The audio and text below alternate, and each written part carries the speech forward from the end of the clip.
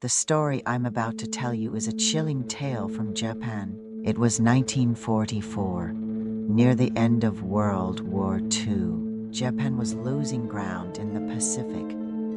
Their forces were scattered, defeated, and increasingly desperate. One battalion, stationed on a remote Pacific island, had faced overwhelming defeat in battle. The surviving soldiers fled into a labyrinth of caves, carved deep into the mountainside, hoping for temporary refuge. But what awaited them underground was far worse than any enemy. Days turned into weeks. Reinforcements never arrived, and food ran out quickly.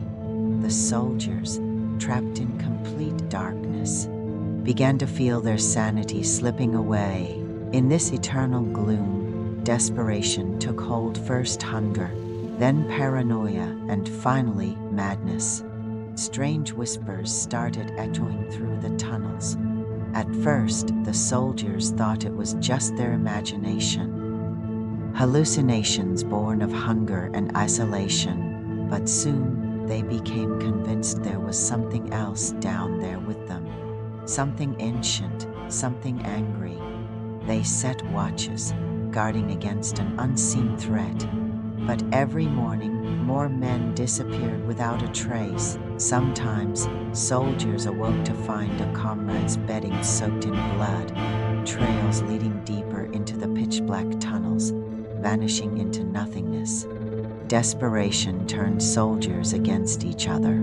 Trust eroded as accusations flew about betrayal, sabotage, and even cannibalism. Friends became enemies, brothers became strangers. No one could sleep, fearing the unknown presence that lurked in the shadows. As the days dragged on, surviving soldiers discovered something terrifying etched into the cavern walls. Strange symbols, carved crudely in the stone, appeared overnight, glowing faintly in the darkness. Ancient Japanese characters reading, "Death is not escape. Below, we wait forever." Driven by terror, a small group decided to venture deeper into the cave. Desperate to confront whatever was hunting them, they journeyed further than anyone had dared before, through tunnels, growing tighter, colder, damper, until they reached a hidden chamber.